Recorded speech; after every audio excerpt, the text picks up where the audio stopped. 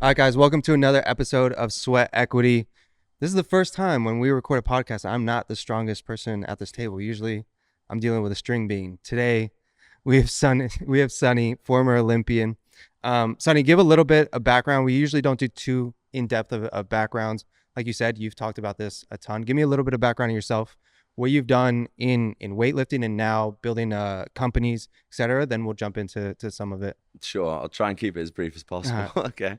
So I've been lifting for nearly 20 years. I started at 11 years old in sport of Olympic weightlifting.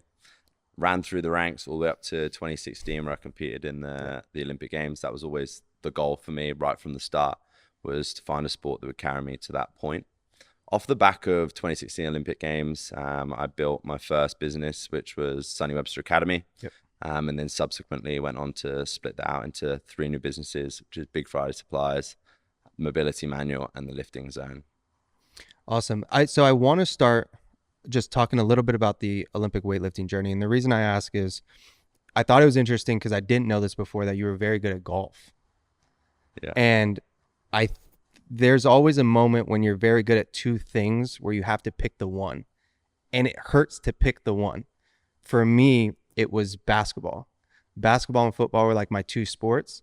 And like growing up, I hit puberty fast. And so I was taller than everybody. And I'm like, I think there's a shot at the NBA. Like if I keep growing at this pace, right? And that's like 6th grade. And I very fast moved from being the center to being like a point guard in like 2 years. And it got to the point where I'm like, okay, it's football. And it was so painful picking football over basketball because basketball is my favorite sport.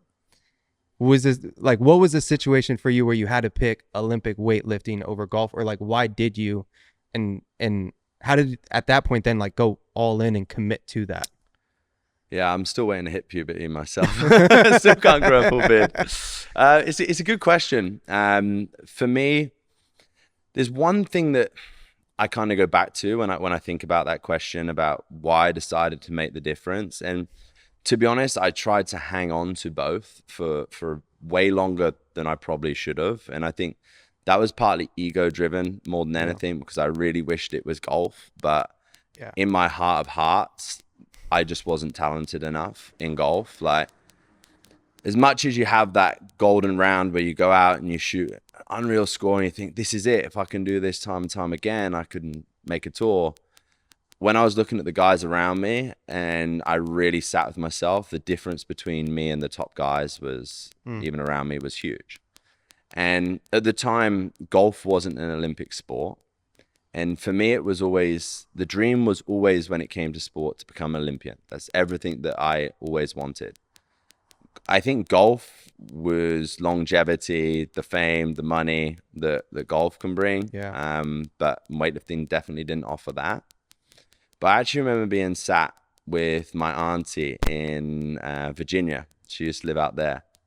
And she sat with me one evening and we were having a chat, maybe even a glass of wine. And she said, and I've been pondering this whole thing about like, which one am I going to do? And she said, Sonny, do you want to be a jack of all trades and a master of none? Or are you going to pick one of these things and give it your all? And it's funny because even just coming to that point now and just re-saying that in my head, I feel like that's partly kind of where I'm at in business a little bit as well with my companies at times. But had to choose the weightlifting because I wanted to become Olympian. And obviously that panned out well. And had I gone all in golf, who knows? But at the time, that was the right decision for me. What age did you have that self-awareness at? I would have been around 16, 17 at that point, when I kind of made that decision that weightlifting was going to take more of a high priority. But I think I grew up really quickly. I had a really good understanding of what I wanted to achieve from a young age, and also what I was passionate about. And I feel so blessed that came to me so early on from a sports perspective, because a lot of people take way into their 40s before they really find their thing. Yeah. And I think that's something that was enabled me to have done as much as I've done, and still only just turned 30 this year. And I think that whole thing in itself is quite an interesting thing, because now with social media, we're exposed to people achieving great heights and success at such a young age. And it puts in pressure, I think, on people that at that 30-year-old point, and they still don't know what their thing is. But yet you look at some of the most successful and richest people in the world don't discover their things until after the age of 40. But the exposure that we have now to social media makes you feel like you're behind if you've not done all the time multi-millions before you're 30 years old, you know? Were you exposed to a lot of people older than you that gave you kind of that that perspective of you knew what you wanted? Because for me, I knew I wanted to be a professional athlete since I was very young. Of course, it was basketball first, but then it was the NFL. That was the goal, but it was because I was around people that were people I was hanging and training with were in college when I was 8th grade to 9th grade, like middle school to high school. And it flipped that switch for me that I was like, I don't care about doing like the regular kid stuff. Like I just want to train and achieve that. Were you around older people and did that like frame it for you? 100%. And I think for me, there's two sides of the lessons that I probably learned from that. Some of them are good things and some of them are probably bad things in some regards, because I was exposed to older people, yes, but I was also exposed to older people that had great success in what they had done from a business standpoint. So I was very fortunate enough to see amazing things at such a young age, not only from a travel perspective, but what success had brought older people or people that I looked up to in my life. And that in itself really opened me up at a young age to be like, hey, I want some of these things. And it can become a driving force in some regard, which can be beneficial, because once you know what's out there and what the other possibilities are, you want to reach further. But that in itself can sometimes be a negative trait, in the sense that where do you find contentment and happiness in what you have when you know there's always more there? And that's an extremely fine line to balance. Do you think it's about at that point having the mindset of really being present in the journey, but like really thriving and trying to grind towards that destination? Because I think for me, very similar. I was raised in an area that didn't have a lot of money, just like a poor area. But next 5 minutes down the road was this city called Naples, Florida. I don't know if you've ever been to Naples, Florida, but it's like very, very rich. And so going to school, I got to see all of these beautiful houses, which always gave me the motivation of, okay, like this is possible, you know, and you could be around these individuals, you could see these beautiful things, but I'm here now, right? And did that trigger you a little bit where you're like, okay, all of this is possible, but I got to be very present, very like in love with where I'm at now, be okay with it, not be like jealous of anybody else, but kind of just focus on and obsess over that journey to be able to then get to that moment? Yeah, see, I don't think there's ever, once you find that moment, you stay there, because it's something that I'm currently revisiting with myself at the moment. I'm reading this book, The Power Now. And one of the biggest points in that book is about being present in what you have and not worrying or fearing kind of the future. There's points in my life over the last 5 years where I felt like I've found a really good, peaceful presence. And then I've still somehow slipped out of that in some regards. And now I'm reteaching myself that trait again. And I think it comes back to like what you said, there needs to be a lot of time and energy spent in understanding why you do what you do and what your purpose is. And if you invest your time and energy and your thoughts into exactly that, that's what can give you that feeling of contentment. If regardless of the byproducts of your actions are still bringing you happiness by doing your day-to-day things that you do to impact lives, regardless if the money stacks up, the fame stacks up, that doesn't change, then great. That's ultimately where you want to be. And I think for me in my personal journey, that's something that I dip in and out of. How did you practice that? Because that's I had a conversation last week at the games with one of the individuals from Tier, and what he was talking to me about being more present and not so focused on the journey, but so focused on the process was, and we were actually talking about snatching, It was, don't think about, okay, I need to get to a 300 pound or 150 kilo snatch. Every session, be so obsessed with, am I doing this with my feet? Am I fully extending?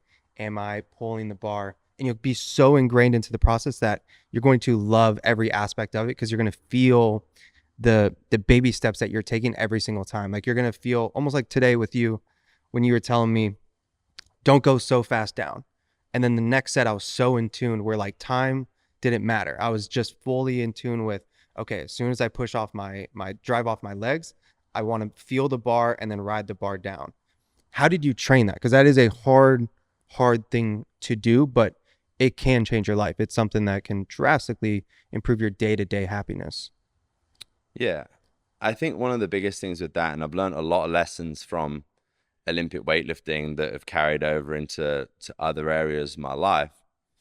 And I used to work with this psychologist called Dave Riedel, and even another friend of mine and his dad, Leon Fricker. His dad was Martin Fricker, and his son plays golf, one of my good friends. And I've had multiple conversations in between 2012 and 2016 where I didn't qualify for 2012 Olympics. I did qualify for 2016, where a lot of it was mindset-based things that I was trying to improve on to get those 1 or 2% that make the biggest difference. And with weightlifting and just like business and like life, you can only control the things that you're in control of in your process. One of the benefits to doing that and having that thought process is that you're able to take the emotional side out of what you do. In Olympic weightlifting, if you miss a lift, it's a byproduct of something going wrong in your process to do a good lift.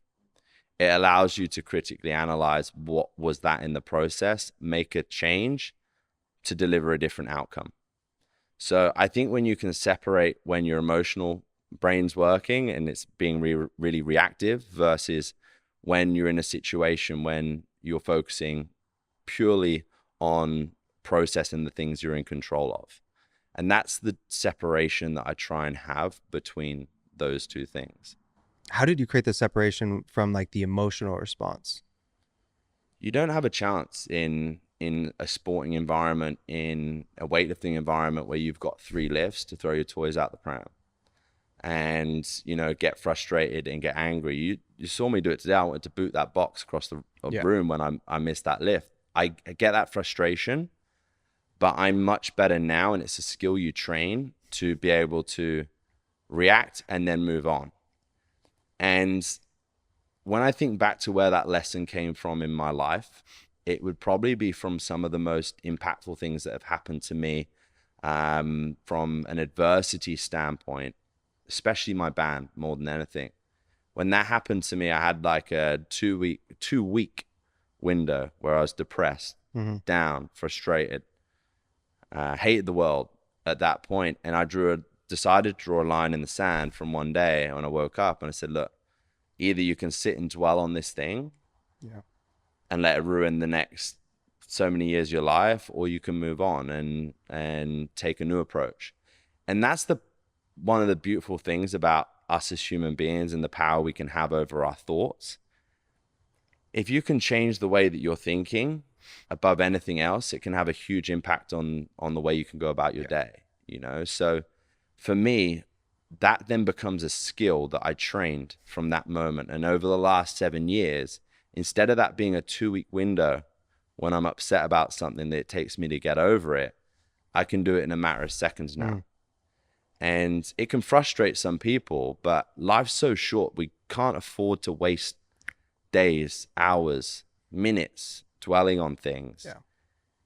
And in actual fact, if we can get really good at processing and making changes in short windows, can move through and make progress much quicker. So let me show you how you can grow your brand like Erewhon. So let's be real, a 6-year-old brand integrating influencer marketing into their strategy. It's pretty interesting. So the idea is then, what's stopping your brand from doing the same thing? I get it. Sourcing and sealing deals with influencers is a nightmare. Using spreadsheets, we know that's not easy. And tracking deliverables is insanely tedious. And most of the time, influencers just drop the ball. But here's the thing. It's 2024 and we have way better solutions than what we did even a year ago and definitely in comparison to what we had 10 years ago. And that's where SARAL comes in, because with SARAL, you can build a list of influencers. So think of like a CRM, but for influencer marketing. You can send out automated outreach sequences, and you could create and track relationships at different stages of the funnel. Working with a top of funnel influencer versus a bottom of funnel influencer is a different thing, and they have different requirements and different content needs. But here's the craziest part for brands like yours. And that's that brands that are working with SARAL are averaging a 5x ROAS, which is nearly double what most brands are seeing on Facebook right now. So here's the thing. If you want to take it for a spin, we got you a free trial via Sweat Equity. And all you got to do is click the link that I put in my bio. You'll also see the link right here. And trust me when I say it's the only tool you really need to build out a good and robust influencer marketing program. So check it out. Let me know how you like it and try it for free. The best framing that I heard in reference to something like that was thinking about it almost like you see a dresser and there's multiple drawers, and something bad happens and you react. That's opening one drawer, closing it, and moving on to the next. That was like and that helped flip the switch for me, because I'm a very emotional and reactional person. Like, I react to missing a squat. I react to whatever it is, even like stubbing your toe, and it's like, I'll be pissed for an hour, versus collect myself. Okay, I'm good. Move on to the next thing. The next thing I want to talk about, and I think this is interesting because we share this kind of common trait where we want to be different within the sports that we play and that we live in. And when I actually thought about it, you're the only weightlifter I follow on Instagram, right? And I love the sport, but none of them attract me to the sense where I feel like, hey, that guy is a little different. And then there's this guy, Naval. I don't know if you've ever heard of him, but there's this guy, Naval, and I'm sure you have, but where he talks about if you went to a circus and you see a bear, you'd be like, that's cool. You go to that same circus and you see somebody on a tricycle, it'd be like, that's cool. You see a bear on a tricycle, it's like, what the fuck? It creates that moment. And you, to me, create that moment where you at the Olympics, like, you had a hat on, like you had a snapback on, right? And you bring a different flair and a different personality to weightlifting. Talk me through that a bit, and to talk about like how you looked at the sport and you said, like, there's really no personality here. Let me be that. Let me be that person that says, hey, it's okay to express yourself, or just find your ways to be unique within something that's very traditional. I think for me, I was fortunate enough to grow up in sport during the rise of social media. Yeah. Like, Instagram had just come out when I was just becoming a competitive athlete. Yeah. And that was an amazing time to be alive, because it enabled you to get eyes on what you do and show off who you are to the masses and to the world. And it was something that very quickly I knew I wanted to harness to reach more people. Now, for me, I wasn't the best weightlifter in the world, like by a long shot. I could sit in that top 20 quite comfortably, but the gap between me and first was vast. And for the average Joe looking in on weightlifting being such a niche sport, for the average Joe looking in, whether you're snatching 120 and I'm snatching 150, they're just heavyweights. There is no relatability for people that are watching that. They just see guy lifts heavyweight, cool. So the gap that I saw early on in what I was doing from a weightlifting standpoint was that I needed to stand out. And the way in which I stood out in that initial period in order to grow my audience was bear on the bicycle. I was doing crazy stuff with a barbell that was stopping people from scrolling and going, hey, okay, that's not a snatch, that's something crazy. Yeah. And then bang, I got them in. And that for me was my first lead generation in anything that I did. It was like, I'm doing this purposefully to build an audience. Like, is it going to sell you on something, me doing a no-handed snatch? No, but I get you in then. And then that gave me the opportunity to grow an audience, to be able to educate, and then to sell to. You are one of the best at, how to get people into your ecosystem. How'd you learn that? Because that's not a natural thing for an athlete to also be a good content creator and to think about how to get somebody's attention. Because usually, like, if you're an athlete, all you think about is a sport, and that's a completely different skill that then you have to pick up. Was that natural for you to be that creative, to be able to figure out the content side, the attention game? I think it did come come quite naturally to me in a sense that I was looking at it more from like the outside looking in. How am I gonna grab people's attention in what I do? And I think, like anything that we absorb, there's certain things from a marketing standpoint that will excite you, and I can just see it and scroll past. And the exact same way for every single person. That's what I knew. So that's what I did when it came to trying to attract people and excite people. But you have to always be reviewing and looking at what you're doing and understanding what emotions that's creating with the people that you want to attract. You know, like doing that is great for attracting. Like I get to just about reach out to people that are interested in strength training, but that's not going to attract Sally, who's 40 years old, that doesn't do Olympic weightlifting. So now it's like, okay, well, if I need to reach that audience, something has to change. So I just applied the processes that I understood, first of all, and then rinse and repeated into other demographics. I think you're very analytical is kind of the way I perceive it, where, because you talked about this, I forget what podcast it was on, but it was like you said, and I think I have the quote here somewhere, but you talk about when people are launching products, they've built a large audience and they're launching products where too many people will launch products that they think the audience wants versus what the audience says, I need that. And you've launched products that the audience says, I need that. And you also create content that says, you know, or that you create content that the audience is like, hey, I would consume that. Where'd you learn that? You know, that was that because of the young days and being around successful entrepreneurs where you were able to kind of get that information and that realization of it's whatever the consumer wants, like that's what I'm building, not what I want. I think more than anything, it's because I've made the mistake myself of building and making a product that I think people want, and then it's not sold, and I've wondered why. So I think that's through my own mistakes more than anything. And this is the thing, like people and entrepreneurs and marketers, everyone talks about their highlight reel and what they've done that's good, but I've made just as many, if not more, mistakes than I've made wins, you know. And I've had that exact thing where I've built products and I've gone, why is no one buying this? Surely this is what people need. But the thing is, what people need and what people want are two very different things. So you can have your, I'm making a great act of service hat on here because I know this is what people need, and no one takes it, and then go, you know what, I'm just going to make what's going to sell. Have you had products that you haven't like gotten feedback on that have performed really well? And the only reason I ask is there's that quote from Henry Ford where it's like, if I would have asked people what they wanted, they would have just said a faster horse. You know, like they wouldn't have realized that they needed a car. Have you had products that you've worked on that have internally you knew it was going to be a hit and that they did, you know, they did take off? 100%. But this is where like education and I guess the story that you tell with a product is so important. And I wouldn't say I'm amazing at this myself. This is something that I'd love to get a lot better at. But for example, and I'll just take you back to two opposing products. The mobility manual, like I knew people were struggling with that in seminars, and people can quite easily identify the fact that they can't do an overhead squat. You need mobility, boom, and I can sell it. I walked into a gym and filmed that product in one day, and it's by far the highest grossing and netting product that I've ever made. And I made it in 2-3 days. Okay. Versus a course that I still sell. It's called The Ultimate Guide to Olympic Weightlifting.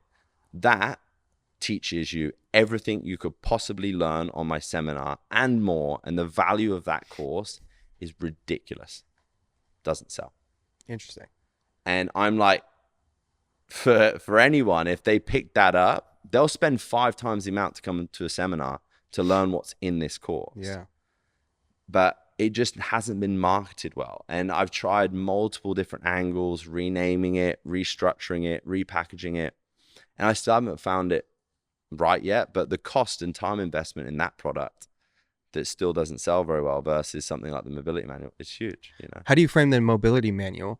And the reason I asked this is I think you framed it very well for me. You sold me on the manual when you were putting me through the drills. right? I did the splits. When I hit the splits, you were like, there's a big difference between flexibility and mobility. You're like, you're flexible, but you need more mobility, right? It's going to impact X, Y, Z. And then you put me through drills, and then you were kind of creating this narrative in my head that said I knew you had the product, but before we were done doing mobility drills, I was like, I'm going to buy it. I'm going to purchase it. How have you framed that product? Because there may be some underlying, there may be more of a thing of fixing the positioning of one product versus the other, where you've made that one a need, versus the other one's like a want. Yeah. Well, look, there's two things to take into consideration, or the way that I look at it, and you'll probably be able to educate me further on this. But if I post a photo of me in a deep squat with a heavy load over my head, people look at that and go, that's what I want. Association, purchase product. Yeah. I spent 3 to 10 minutes with you, giving you the understanding and the knowledge to understand the benefits of buying the product. But I now need to keep someone's attention through marketing for almost 100 times in length in order to be able to get them to the point to understand, to invest in the product. And I think that's one of the most challenging things now, especially when we're exposed to so much from an advertisement standpoint, and we're so conditioned to adverts that as soon as there's the whiff of this guy's trying to sell me something, you lost them. And that's the catch-22, I think, with something like that. If someone had the ability to sit and listen like you did today to understand the difference and the benefits, you're bought in. But not everyone will do, because it's such a saturated market now. You know what may work really good for you is like an email course that's the lead gen for the ultimate guide to weightlifting. Because what that does, it creates that ability to have 7 days with somebody via email. So like if I signed up for a free email course where it's, hey, in 7 days, you're going to learn you're going to be able to add 20 pounds to your clean and jerk. And day 1 is like mobility drills. Day 2 is working on the pull. Day 3 is X. But every time you get to funnel down to the course, or you get to funnel down to something else, like that may solve that problem. Because what you were describing is like, you do need, when it's a high ticket offer, you need more touch points, and you need a longer duration spent with that individual to just build up the desire of, I need that product. Something like that may work really well for you, of like having something that is a prolonged piece of lead gen versus a 1-day ebook or something like that. Just ideating, because you always, like, shit gets my wheels spinning. Yeah, well, it's an interesting thing, because if I take you back, and I think like, especially with marketing, like it runs in cycles like fashion does. Yeah. Email marketing was kind of where I first started. I used to send an email, make a few £1,000s, and be like, this is so easy. I'm going to go sit on the beach and train for the rest of the day. And then everyone gets so conditioned to email marketing. Like, I don't want to sign up. I don't want to give you my email address. They're like, I don't want to be spammed by you. How many emails do you get a day? So like our spam rates so we send a newsletter Tuesday, Wednesday, Thursday. And we probably only get 2 people a week that say, like, report us as spam, because like our content is so value driven, where we have a rule internally where we say, if it's not printable, we're not sending it. And so like that is what we focus on, is how do we make this so valuable where it's just an extension of what you're getting from me on Instagram. So if on Instagram you get the 30-45 second version of me talking about good content versus bad content, whatever, the newsletter is now the scaled version of that. So if like yours was 30-45 seconds of teaching you how to do X exercise for your clean and jerk, the email is just an extension of 7 days of that. You know what I'm saying? So it's like completely value driven, education driven, where it's like, this guy's just giving me more free value. And so like at that point, they're deciding to join your email list versus I'm trying to like trick them and get them to subscribe. Then I'm going to sell them all this shit. And that I learned from, have you heard of The Hustle? So The Hustle was a newsletter with, I think when they sold 2 million subscribers, and they were like business and tech news. You might know My First Million. Have you heard of that podcast? No. So Sam Parr and Sean Perry, and anyway, Sam Parr is like a very, very good copywriter. And so I learned a lot from him in my time at The Hustle, where every email needs to create like some kind of emotional reaction. Like, are you creating in a reaction where it's like, like, oh my God, I need this, or even like an LOL reaction, right? Like that was a hilarious piece of entertaining content. And so if you could look at your emails from the framing of just purely value and the emotional you're going to create. So for you, it's like, if it is that email drip series, and at the end of it, it's like, dude, I can't believe this motherfucker just sent me all this free shit. If you create that reaction, then selling the larger course on the back end is much easier, because they're like, if this is the appetizer, like, of course I'll pay for the entree. And that's where email has changed, where email was a game where you could just, like you said, you can just write up a quick sales email, press a button, send it to them, and just look at money come in. And now it's like an area where trust is built there, and like relationships are built in email. And my indicator for always good email is like, what are the organic responses I'm getting from people? Like, we'll always know a newsletter is going to perform really well if we get a lot of natural or organic replies to the email.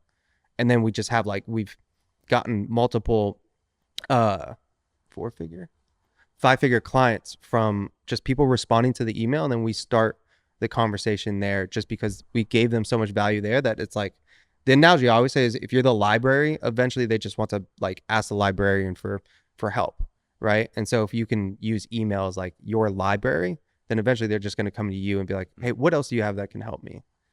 Yeah. I think one of the biggest challenges that we face with that in particular is when we separate out the brands. My face prior to that in each of those brands was what it was. Yeah. And I think one thing that, again, a lot of businesses, and definitely we've struggled with, is when you have someone who is the face of a brand step away from the face of the brand because of a requirement of me, you have to build a whole new voice for the company, as opposed to it being built purely around me. Because if I write a personal email and discussion on a personal basis, yes, I could sell a product, but there's multiple different businesses that have up to this point used my face as for the brand. But again, if we're to scale and grow outside of me and my realm, I've got to step away and they've got to move into their own space. And that's not something that happens overnight.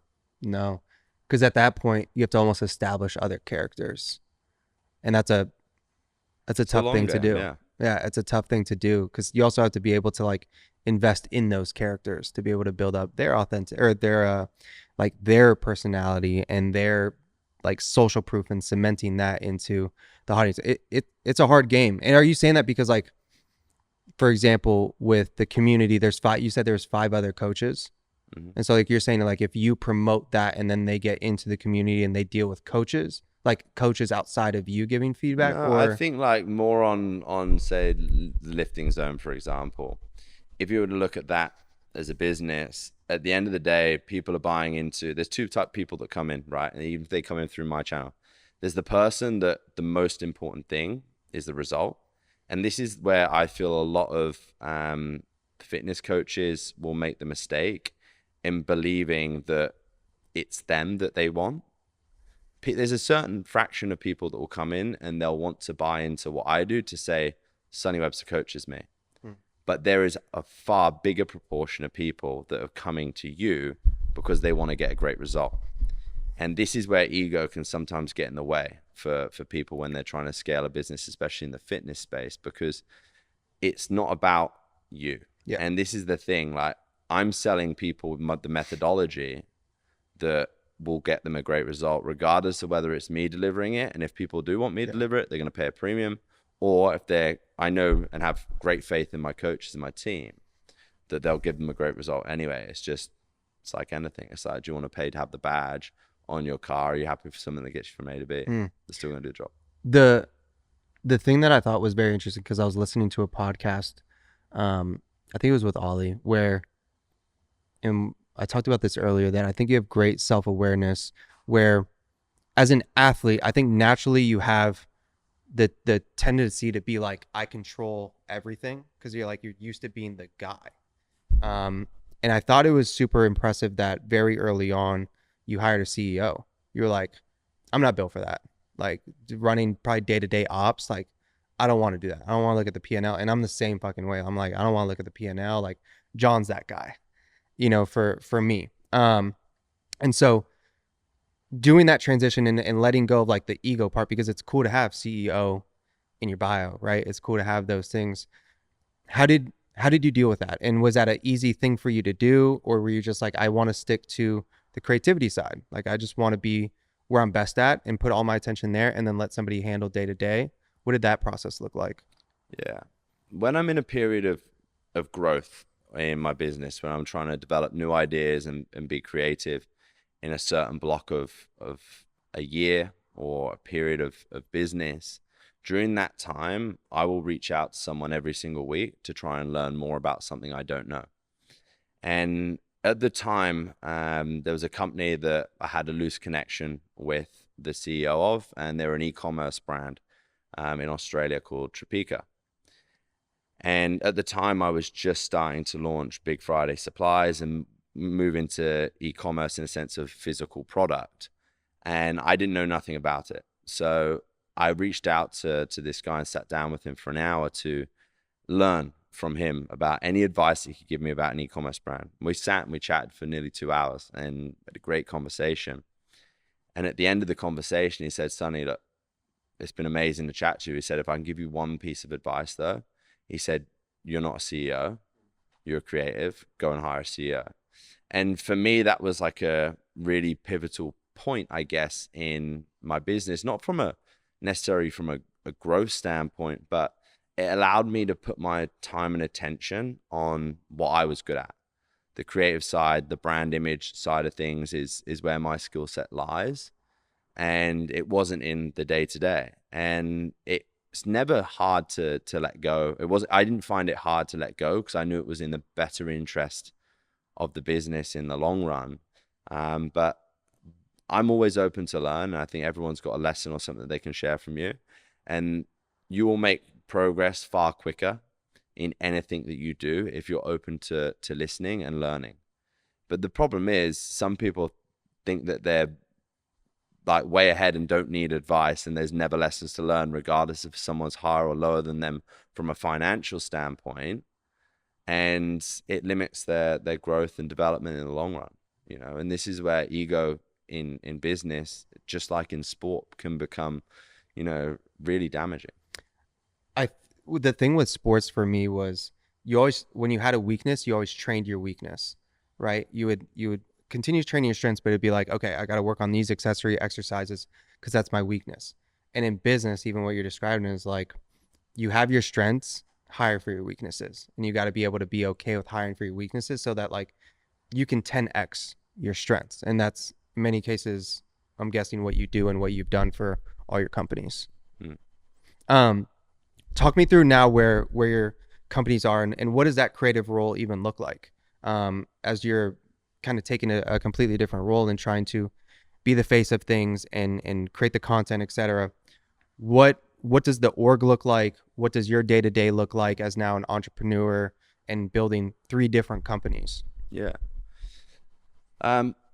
Honestly, I'm not going to tell you what you want to hear. I'm going to tell you the reality of the situation. I'd say from a personal standpoint, for me, the last year, I've really enjoyed life. Like, when I say enjoyed life, I put the priority back in my own mental health, my own wellness, my own training, things that are important to me from an experience standpoint. And I'm fortunate that the business got to the point to facilitate that. And that has always been ultimately the goal. Got to a point in business where I'm then able to do what I love doing. Like, why else do we build businesses, you know? And it got to a point where over the last year, I wanted to make sure I had that freedom to be able to do that. I love travel, I love experience, and that was of the highest priority to me. And we went from 2 members of staff to 16, 17 members of staff in that period of time to facilitate that, because prior to that period, I was doing everything for every business, you know, and it consumed me. It was from 5 a.m., 6 a.m. in the morning till 11, 12 p.m. at night. And I'm like stressed, depressed, not doing any of the things that I love doing, let alone the thing that actually fills my cup up, which is having conversations like this, making new connections and training. None of that was happening. And a year or so ago, I just decided, you know what? I'm happy that we're potentially not going to grow too much in this next year, because I'm going to fill up this side of the cup. And that was, I'm not going to say selfish of me, because that's what I feel why we do what we do. Yeah. In a lot of ways. So that's where we've been for the last year. From a personal life standpoint, I'm going through a lot of changes at the moment, and I think you've always got to be mindful of that when you're trying to make changes in your personal life alongside drastic change in your business. It's a recipe for disaster. Yeah. And for me, I'm in that transitional period where I'm traveling a lot at the moment, and I'm heading back towards being settled again. For a period of time. And this is why I look at like business in waves, where you have your growth phase, and then you consolidate, and you review, and then you evolve, and you take that next step. And you've got to be open to doing that in business, because times change, like fashion changes. Yeah. And we're in that now transitional period where I'm heading towards settling down and getting my head down, and then making some big plays in the next 6 months. From an evolving standpoint. And sometimes you need that chill time and that step away from the head down trenches to be able to realize, one, what do my audience need? What do people want? What are people connecting with right now? It's one of the hugest benefits by why I still do my seminars. You know, like all said and done, when I do my seminar tours, people probably think, oh, he's made loads of money doing that huge tour. You don't. When it's all said and done, you travel and you experience along the way, there's no real money made. That is a market research exercise. It's an exercise of relevance and being in the market for a period of time, which I've done for 6 months. And myself and my head of creative, Callum, we've learned a lot about where we need to go and where we need to head. And that takes you back into that stage in business, or when you're ready to grow again, to be excited about your next steps. And when you're selling and marketing the same product time and time again, that can be very, very monotonous. Yeah. And you can very quickly lose sight of the direction you need to head in. So that's what I've done. From an organizational standpoint, to come back to your question, I just wanted to premise it with kind of where I'm at from a personal standpoint first. But where we're at now is that the companies are split, they're separated. I've been fortunate enough in all 3 of those businesses to learn a lot about what works, what doesn't work, and understand where attention needs to be given in each of these areas. So they're very much separate businesses. Unfortunately, staff members work across all 3, which, as we've discussed, has its own issues. There's something that will definitely change moving forward. I've understood that we need to get better at hiring people with high skill sets, and being prepared to invest in people with high skill sets. But that's something that is very hard to, I guess, deliver on sometimes if you're a small business, so because you're so protective of cash flow. Whereas when actually you think about investment in development of a business, that's really where you should be putting it. And again, made those mistakes to learn that. Spent a lot of time training and developing and understanding the expectation you can sometimes have of staff versus what they can deliver when they're in that situation. 2 very different things.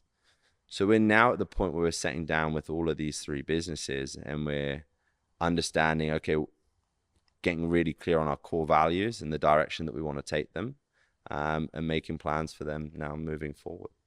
When you look at your 3 businesses, do you see like Lifting Zone and Mobility Manual as like chapter 1 of Sonny, and then Big Friday Supplies as like chapter 2? Because a lot of our conversations today have been about multiple fashion brands, right, and apparel. And like I could tell that is something you love. And you were talking about how going to Kith and experiencing the whole thing. Like I don't think when I think of probably Big Friday Supplies, like 5 years from now, you're probably thinking about an entire experience versus just e-com. Like, do you see that as kind of chapter 2 of you and building like an apparel media, or not a media, sorry, an apparel just like empire? It gives me goosebumps thinking about it, because like I think back to 5 years ago, Big Friday supplies, the lifting zone, the mobility manual were scribbles in a 2-pound diary. All of those businesses 5 years ago were scribbles in a diary. And now I look at where they are in 5 years. And we all know how quickly 5 years passes. So yes, when you ask me that question, if I dedicate the time and attention that those businesses deserve to it, and I bring the right people in, Big Friday Supplies, Send It brand alone can be huge. Yeah. Mobility manual can scale to a point where I could sell that company in 5 years. The lifting zone is my legacy to the sport that I'm passionate about. Does it define me now as a human? No, but is there something there that I want to leave to say, this was what I did to weightlifting? I modernized it. I made it accessible to the masses, and I did it through that business. Yes. And that's something that from a personal standpoint is where each of those businesses is going to lead, like in terms of what I want to do for the sport. There's still work to be done in each of those areas to make that a possibility.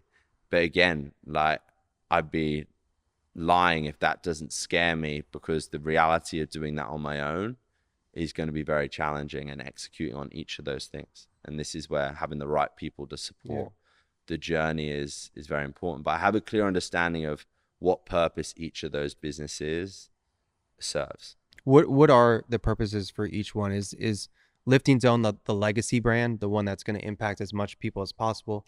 Modernized weightlifting, mobility manual is the one that you could sell and put money into other things. And then Big Friday Supplies is like, this is what I want to build for the next 20 years. Is that how you see it, or am I thinking about it wrong? No, 100%. Like the lifting zone, like my purpose with that is, like I said, the education is something in weightlifting that has been so dated for so long and so complicated. It's made it very difficult for people to go in and do weightlifting and find that something that's easy for them to get into. So the way in which we educate at the lifting zone allows people that are starting weightlifting after the age of 20 or 30 get into it and learn it very easily and feel a part of a community of people that are doing something similar. So that will trickle down, and that's something that we've just recently recorded an education segment to the lifting zone, which will allow people to qualify themselves as lifting zone coaches. Amazing. So that, again, I can reach more people and my knowledge can be passed down. From that's my, I guess, legacy from the teaching standpoint. But from an athlete standpoint, I look back at what it was like for me as an athlete, and I never got the recognition. Weightlifters still don't get the recognition that they deserve for what they put into their training. I want to change the way that the sport is competed in. I want it to look different, look exciting, look sexy, like a UFC event. And that in the long term is something that I also want to deliver on. So there's years and years of time that still needs to be spent in that company to tick the boxes that I need to do with that. Once that's done, great. Whether you look at that as that turns into then a gym franchise chain of TLZ gyms all around the world, and people have got a place where they go and weightlift and it's cool, and then they compete. Brilliant. There's potential there. When it comes to mobility manual, mobility is something that isn't sexy right now. No one likes to go in and spend 40 minutes stretching, you know. Yoga's a little bit more sexy. There's a company called Top Stretch, I think, from Russia, that are making stretching sexy from a brand image standpoint. It's hitting that middle ground, I think, between making it not gender related, because there's still an association with yoga and brands like that's something that is feminine led, and actually make it a little bit more inclusive about the health benefits of having good range of motion. 9 times out of 10, the people that come to me and they say, Sonny, I want to be mobile, you'd be so surprised how many people say, because I want to play with my kids. Really? I want to be able to, you know, not feel in pain. Very rarely is it necessarily driven from the sport. Athletics. Interesting. You know, and that's where that market completely opens up. And again, there's potential that I build that as an online platform. But one of the biggest things that prevents people, and I'd say 70%, if not higher, of people that purchase the mobility manual never finish it. Mm. They need accountability. And this is where having a physical location, or again, building a franchise and selling that out and rolling that out at low cost and having bricks and mortar would be amazing. Do I have the skills and knowledge in that? No. Could I bring someone in to drill that and grow that? Yes. So again, I'm very open-minded in that, but I'm also aware of like, it all comes down to making sure that the foundations are really strong in those areas. And then when it comes to Big Fries, Supplies, and Send It, that is me expressing my creativity and my passion for fashion. And again, where that has fell down so much, I think, in the last few years, is you can grow a brand to a point and do $250,000 a drop and that quite easily. Yeah. But building something that is there to last, it's a challenging thing, because you cross over between creating a brand that is driven by hype and exclusivity versus something that is commercially viable. You need to be selling things every single day, all day long, to have the cash flow to facilitate the business and the growth of the business. Doing that whilst maintaining exclusivity and hype, very, very challenging. And you see even the biggest of brands going back on where they start over time, but that's a very challenging path to walk. We look at Nike. Let's look at the Jordan. Yeah. And I'm sure you'll agree with me on this. I'm a bit of a sneakhead myself, but if you could get yourself a pair of 2016 Jordan 1 high tops and in an original colorway, it was like, wow. And other sneakerheads would look at them as well and go, wow, he's got some of them. I know they're the guts and 9 years old. They've been well kept. Cool. And he's paid way over premium for them. Yeah. Nike go and take something, such a legendary sneaker, and re-release it 3 or 4 times.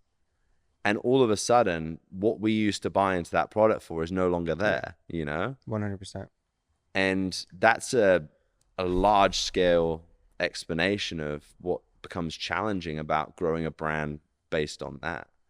And this is where I think for a lot of brands now, and aside of e-commerce brands as well, you're buying in, and we were just discussing it, into a community or what a brand represents, as opposed to the functionality or the look of a product.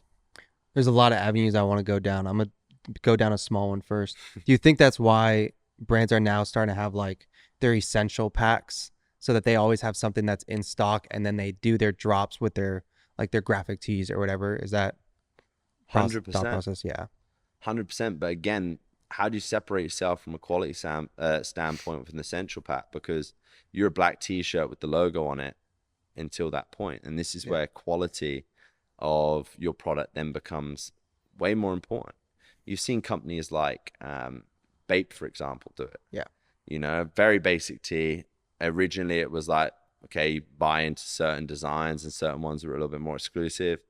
But then again, it's the same tee. You know, Eric Emanuel is another great example of that with the shorts.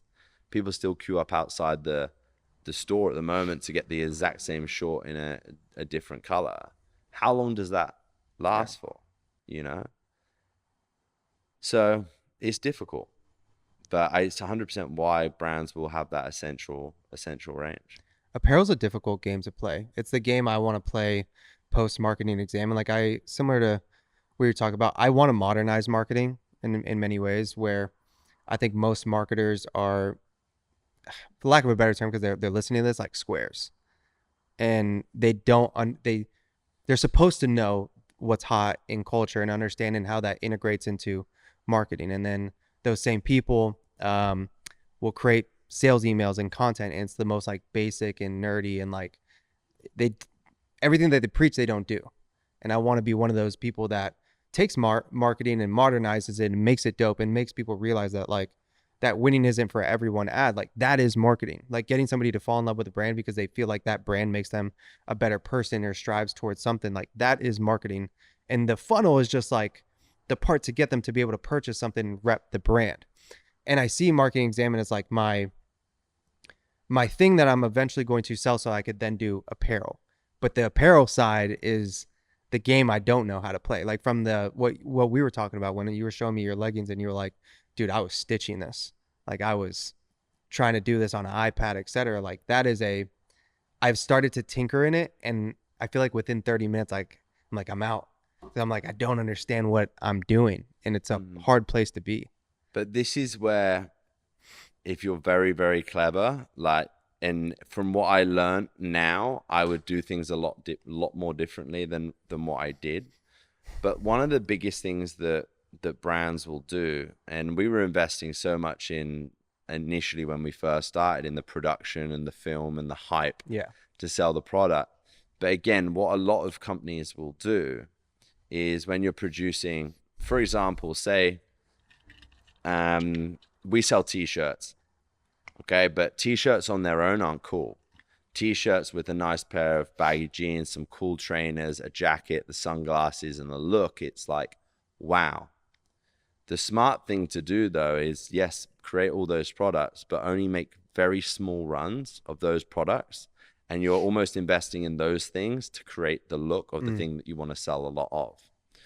And I have no doubt with every bigger brand, that's what they do. It's like how Louis Vuitton will have a runway collection, and then you go, well, the runway collection looks nothing like the actual things that are on sale in the shop, because it's just there to set the tone or the vibe for the things that sold. And then you're selling the product that will sell a lot of. That's smart in the clothing, and I wish I understood that before I went and made 1,000 hoodies or something that was just outrageous that not everyone's going to buy. But it's things like that, and I think this is where like the smoke and mirrors of a clothing brand, the hype is everything, and you have to play the cards quite close to your chest. We talk about this in marketing a lot too, where it's like people think they know what the ads are going to perform best, or like what lead gen or lead magnets, etc., are going to perform best, and then they'll spend all this time building out the funnel for it to not perform well. And so what now is like the thing is, hey, I'm going to run an ad, and it's going to be like the minimal version of an ad, a landing page, to test demand and to see, okay, before we invest money into this funnel and into this campaign, can we test the narrative? Can we test the value proposition? And if it works, and we can tell that pretty fast with an ad, okay, now we'll scale it. And you're almost saying that like that should be the same thing within fashion, right? Like take samples and create the look, put it out there and see how the market responds. Okay, they responded well. Now let's invest money. Yeah, without heavily investing in it. But I think they kind of like triggers another like really interesting point, I think, for me, from a marketing standpoint as well. How if I'm to sit here and tell you, okay, we had 1,000 new people sign up today at £2,500 on our high ticket product, you're like, wow, Sonny's doing so well. I rock up in a Lamborghini that I've rented from around the corner, and you go, this guy knows what he's doing. The reality of something versus the image that you're trying to create are two very different things. But all of a sudden, and this is where like brand image becomes so important, and personal brand becomes so important in a company, because you need to create what people want to buy into. And you can do that even through a fitness brand or e-commerce brand, like, because you're essentially a walking billboard for yourself, how you carry yourself. You look at, and we'll bring Represent up, and again, you probably have a much better understanding of this for me, but again, as an outsider looking in, George epitomizes what Represent is about. He is the face and the brand of Represent, and people want to be like George, so they buy into Represent. He drives the Rolls Royce, he's got the Range Rovers, the watches, the jewelries, the house, the lifestyle. People buy into it. Delivering that vision in a fitness space is very difficult, because if you're too flashy, too successful, people question why they're paying you so much, or are they overpaying you? Who's doing too well? And I always remember it back to when I was younger. My dad used to have a garage door company, and my dad used to like his cars, and he used to have a Range Rover. And when he'd go and do a like a fitting for someone's garage door, he'd park around the corner and walk around. I'm like, Dad, why you do that? Because he'd be like, if they see the car, son, they're going to think that I'm overcharging or I'm quoting too high. that game's completely changed now. Yeah. Because someone comes into your shop, you look the part, you look the business. I'm like, I want to invest. This guy is taking care of himself, is obviously doing well, so he's going to look after me. That mindset's completely changed now. 100%. And you should never, don't think people should be scared of, showing themselves, as long as there's authenticity in what they're doing, for both the benefit and the negativity. Because one, that builds trust with your audience, and two, people like the hero story and to see someone do well, because 100%. especially if you epitomize your what you're about through what you show too, people buy into that. I saw something recently that talked about people almost are buying into like the mood board now. Like you're a mood board. Everything that you post, especially in apparel, it's like they want to have a certain lifestyle, and so they create mood boards. And if your lifestyle looks like their mood board, they buy into your brand. One thing I think that you've done very well is, as you were a weightlifter, you already showed that you had taste in fashion. And so therefore you building Big Friday supplies to me is going to feel, and I know you've been doing it for a while, but it feels more natural. As it doesn't feel like you're going into a new avenue. It just feels like it's in the extension of you that now you have time to explore. Is that accurate? 100%. But I think the thing that's challenging, and there's two things that I think about with this. It's like, there's a certain person that will tell you like, just do it and then grow from there, and everyone starts somewhere. Yeah. And then there's I can't do that bit until I 100% believe in the product, because of the standards that I hold for myself. It's like, okay, you can walk down the road, go into a t-shirt shop and send it on a t-shirt. The quality of the t-shirt's low. Like, yeah, I can wear it, but like, I'm wearing this t-shirt right now because I prefer it to the ones that I sell.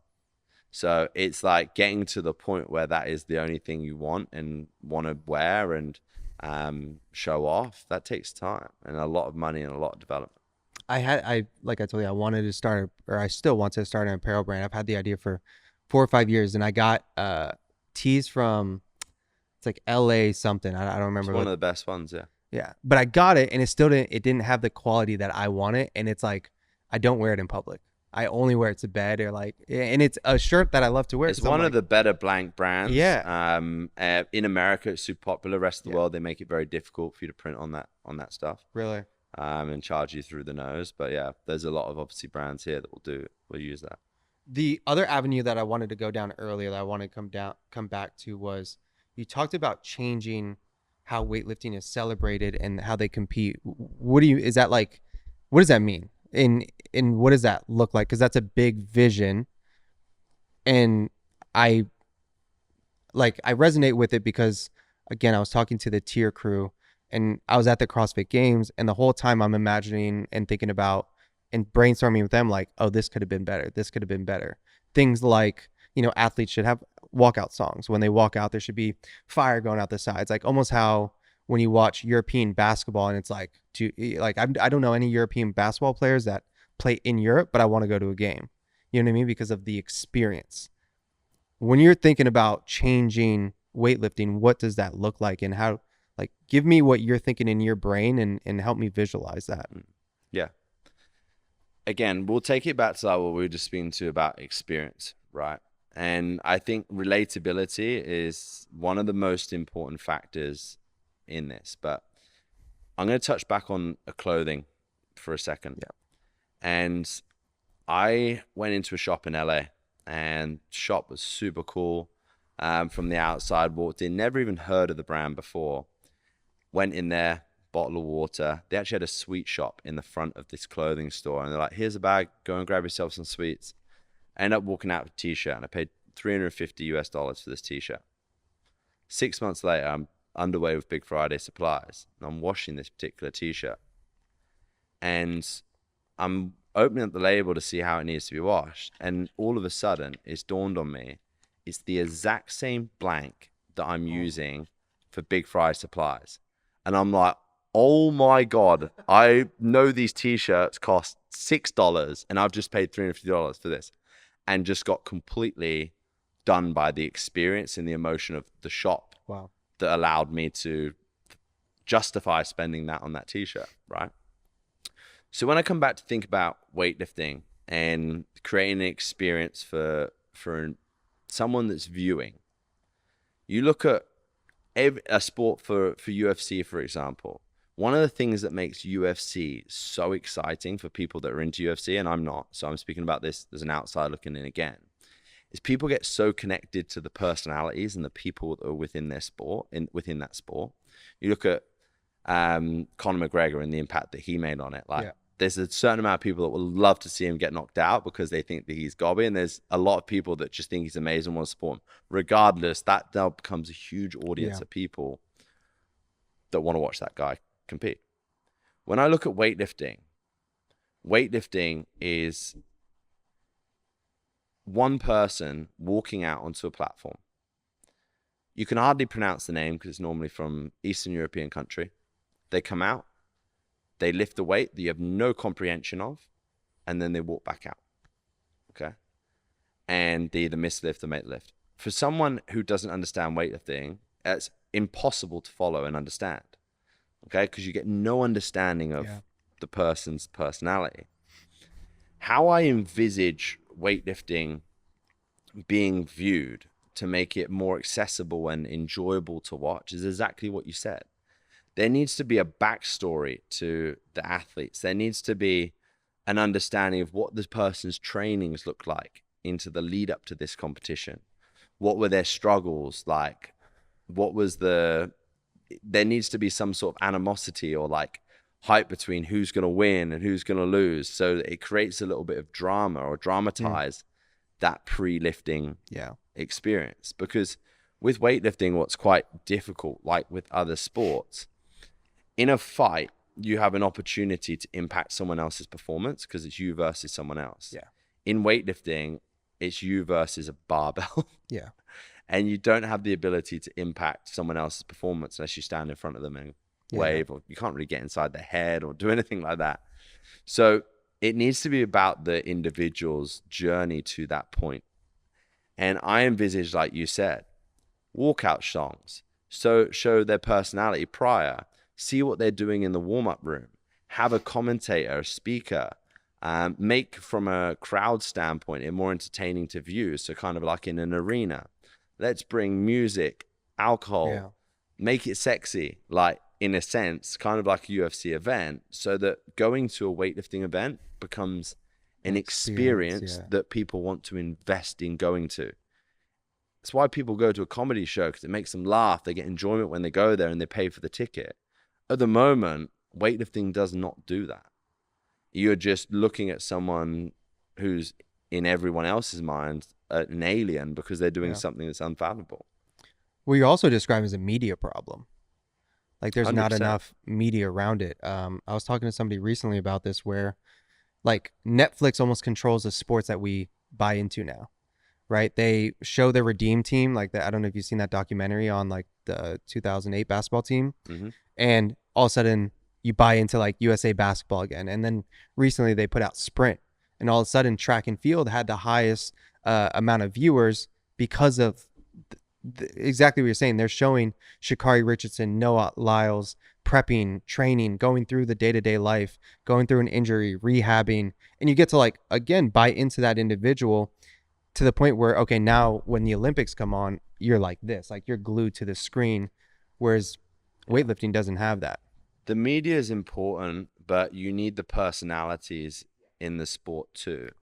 And I don't mean that in a negative way to the types of people that do Olympic weightlifting, but generally to do a sport that is extremely poorly funded with very little media and spotlight on it, you have to be a little bit of a weirdo to want to do that sport. There has to be something that is not quite right with you. And I'm holding my hands up. I've done it, you know, to want to invest that time and attention to it.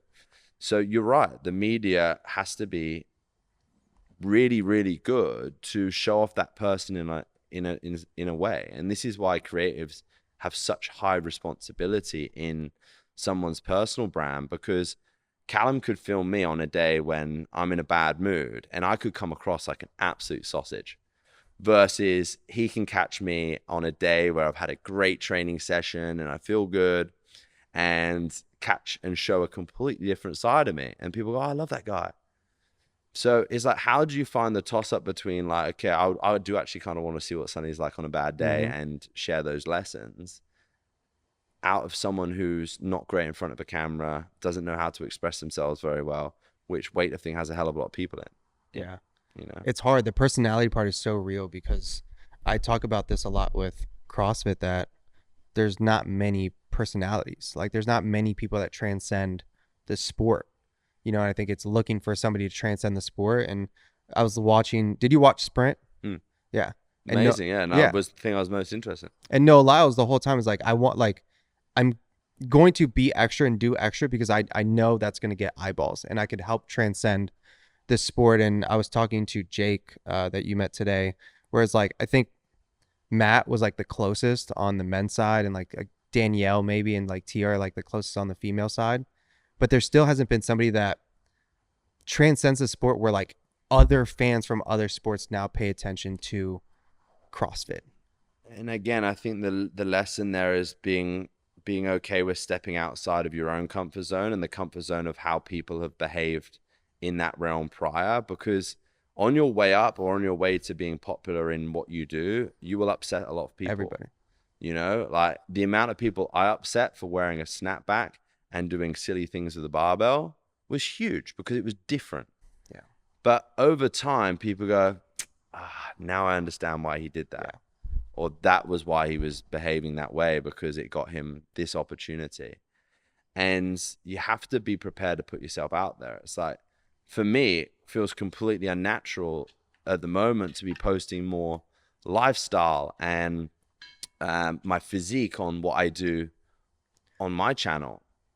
But what we're doing is like, over time, it's going to be a weird thing. And then in 6 months' time, it's going to be something that a lot of people really like and resonate with. But you have to go through that uncomfortable patch in any period of growth. In whatever you do, growing hurts initially. Like, and it's okay to feel that and accept that, but you have to just stick it out.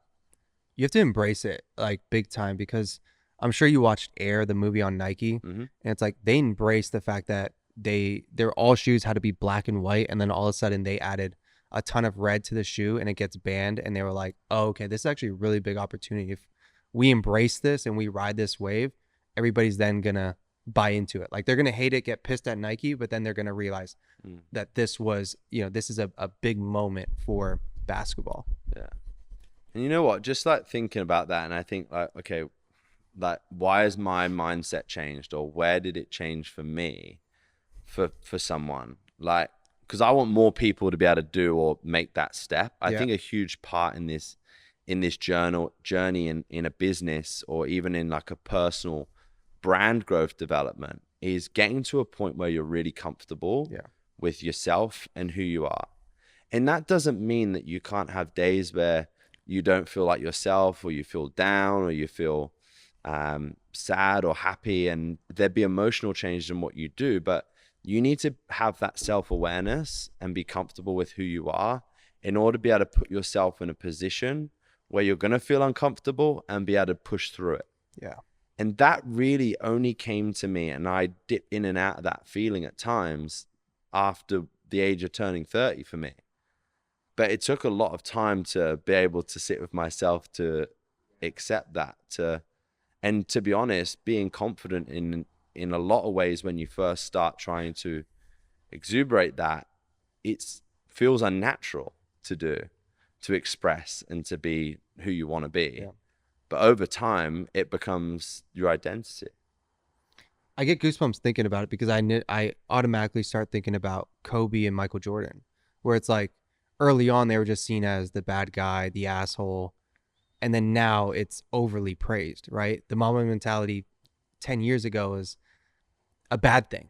He's a complete asshole, he's a terrible teammate, and then now it's like, you have to have that, you need to be like that. And then with MJ, I'm sure you've watched The Last Dance, where episode 7 at the end of it, it talks about his winning mentality, how different he was in comparison to everyone, because he had like such a high, like his edge was, he had such a high expectation that he was so different that everything pissed him off if it wasn't like him. Right. And again, like during that period, his teammates are like, dude, Michael's the worst teammate. And then now it's like, he was a great teammate because he pushed us past our boundaries. And it's like, during that duration, you just have to feel confident in the fact, like, I'm doing the right thing and I have to embrace something like this if I want that outcome or that identity that I'm trying to form. Yeah.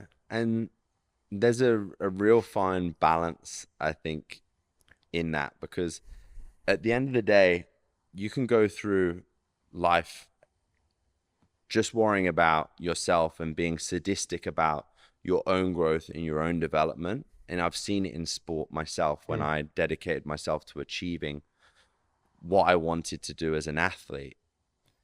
And I found myself at the point where I hit the pinnacle and it never felt like how I envisaged it to feel.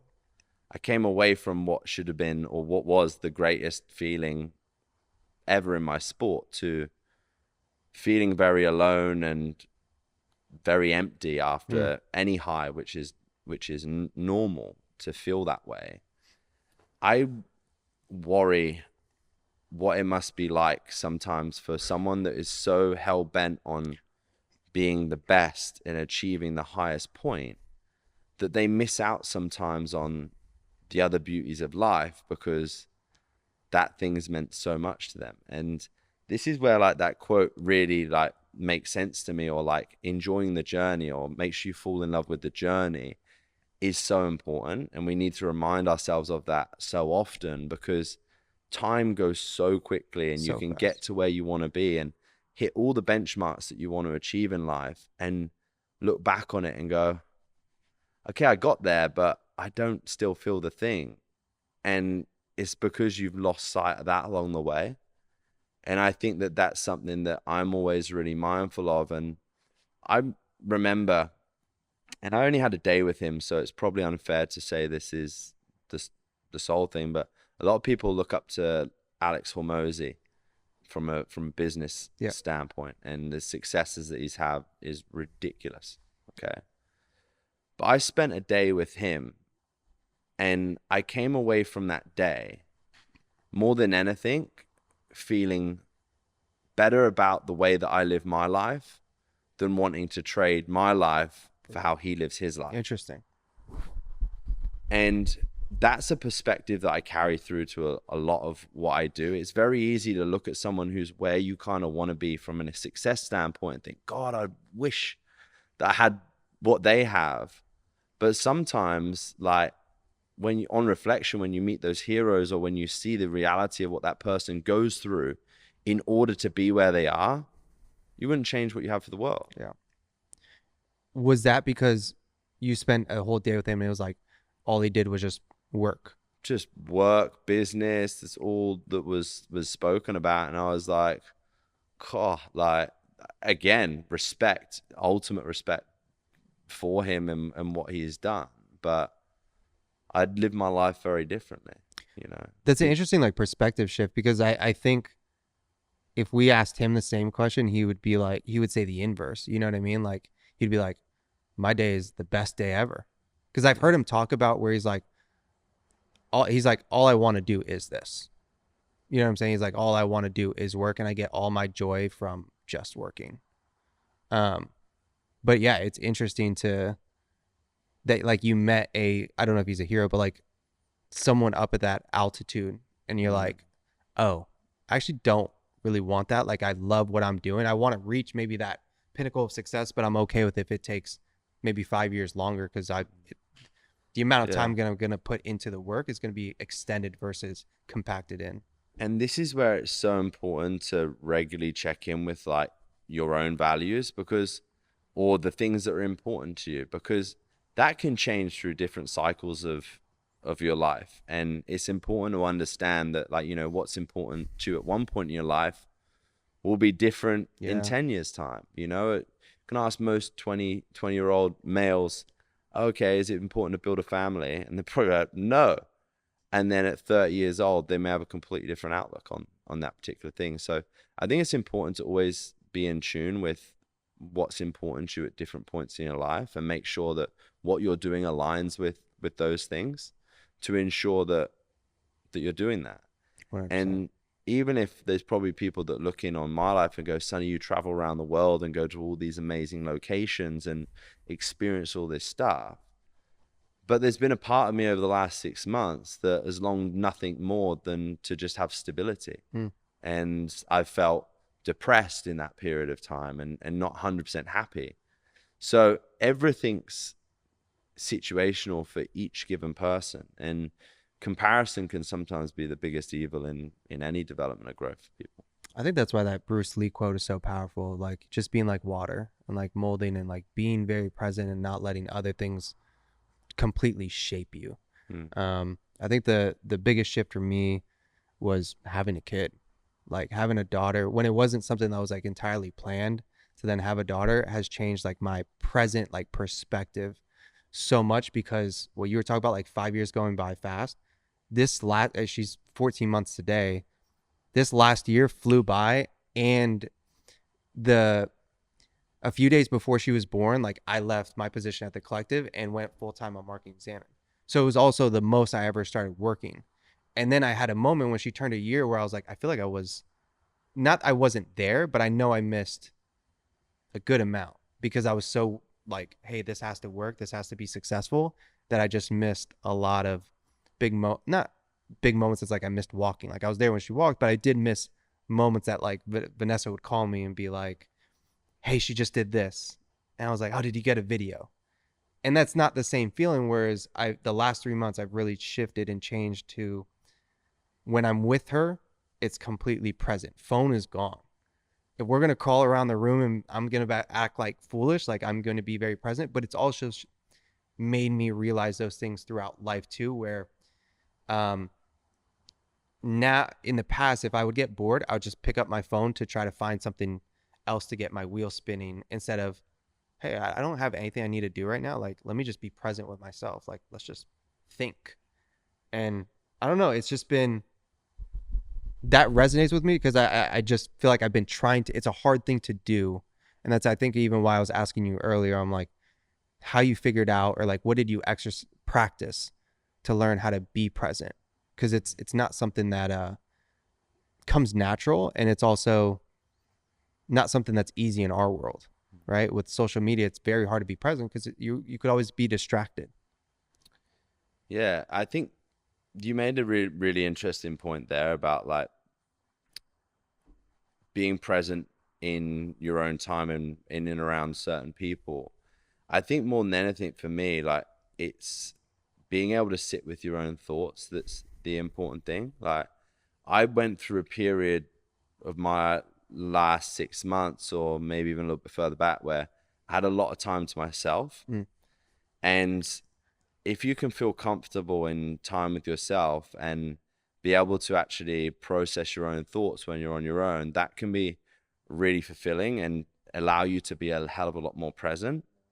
I think at times it can be a challenging thing to do because the things you're thinking can stir negative emotions or negative thought processes in you. And this is where, like I said, there's two prongs to this for me. There's putting yourself in a place from a mental state where you're thinking correctly and in a positive light and about the right things, and then being able to sit with those thoughts. And then sometimes it can be quite negative, and when you feel, having experienced both of these things, that's why it's quite fresh to me, being alone and being uncomfortable with being alone and feeling depressed and being sad because the way that you're thinking about, or the fears that you have in your brain, then when you sit with your thoughts, stirring completely different emotion. So I think in order to get to a place where you can be present and be alone and be happy, you have to be in a really good mindset, a frame of thinking. And one of those things that I think is so important for the positive side of that is, one, routine for a lot of business people, security, and stability with where you're going. You need to have clear direction of where you're heading in some regards in terms of your destination, and stability and routine along the way, you know. And when I think about the things that give me stability and routine, my training on a daily basis is super important. I've never understood the importance of having a place where your stuff belongs as being something that actually is important to me. And you know, I've had people say, oh, you shouldn't feel like you need a home to feel like you're at home, but there's a certain security that having a home gives me. 100%. And I've understood the importance of that. Having people around you in itself that make you feel a certain way and give you security is really important. It's okay to have those people in your life, because the older and older you get, you lean more into the people that fill up your cup and the people that give you that sense of feeling. You want to spend more time around them because they generate that feeling. And when you understand that those things are important in order to process more positive thoughts, you can then do that and spend time on your own and be able to be really present the rest of the time. And that's been probably my way of learning that in parts, and not a very fun thing to discover. Like, you know, I was ringing up Callum 4 or 5 weeks ago crying on the phone because of how I was feeling, and now being in a completely different place 4 weeks later, you know. So you have to sometimes go through that difficult learning period to be able to get to that, what I've just discovered, you know. The thing I compare it to is like when you've dated somebody for a long time and then you go through a breakup and you have like this period where you have to sit with your emotions. You have to like, there's no way around it, because like you're just consumed by those emotions. And then eventually you get out of it and you get to like this, you find this like new version of yourself where all of a sudden you're like the most confident you and the happiest you and all those things. But it was like the only way you got there was by crying, by just listening to R&B songs over and over again, right? Like just being able to experience all that entire wave of negative emotions and being able to like be in hell and look at heaven and be like, okay, I can make it through. And then and eventually getting there. Cause yeah, it's a hard thing to do. It's a hard thing to also know that you're eventually going to come out of it in a better place. Yeah. And I think in the business world, especially, like I've had moments where like that's, especially starting the company and like also trying to be a new dad, I had like those wave of emotions where you're laying in bed and you're laying there and you feel like you just can't close your eyes because you're just like, it's pure emotions. You know what I mean? You're just laying there, you're trying to fall asleep and you just experiencing all sorts of things. It's difficult. It's very difficult. And I'm glad you shed light on it, because again, like what you're mentioning, looking at social media, we see the highlight reel. Yeah, it's pivotal to like everything that we're discussing here in the growth and the development in the scale of a business. Like it comes back down to these foundations, and it's like anything, if you don't lay good foundations for yourself, how can you do that in a business? Yeah. You know, how can you lead a team? How can you create great values for a company that you want to scale if you don't have them for yourself? You know, so everything comes back to you in a lot of ways, and the learning processes that you'll go through from a personal development standpoint allow you to deliver them in a business. And like, we want everything to happen yesterday, and it doesn't, like in anything that you do, and you make so many times mistakes.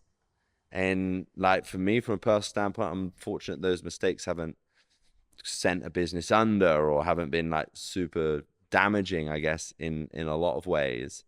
But it's part of the process, and that's why it's so good to be able to learn from other people and take as many resources as you can from the people that you have around you, because they'll reduce the amount of mistakes that you make to get to where you want to be. 100%. Well, dude, I appreciate you being on the podcast. We've gone for an hour and a half, and it's been awesome to hear another side of you, because with social, I almost just see the Olympic weightlifting side and then some of the lifestyle stuff, but it's great to hear your mindset and how you look at life and how big of a dreamer you are as well, because it's inspirational. So I appreciate you coming on. And then for anybody that is listening, plug all of your companies, where you are on social, seminars, all of it, and where you're doing all the amazing things that you're doing. Brilliant. Thanks, man. I really enjoyed the conversation too. For me, Instagram is my main outlet from a social media standpoint, at Sonny Webster GB. Companies that we have is the Lifting Zone and the Mobility Manual. I'd encourage everyone to get on either of those companies' emails list to get an understanding of what we do and the impacts that we have on the lives that we do. YouTube's also obviously great as well for my more long form content that I'm doing as well. But thanks so much for listening. Awesome. I appreciate you, man. That's a wrap.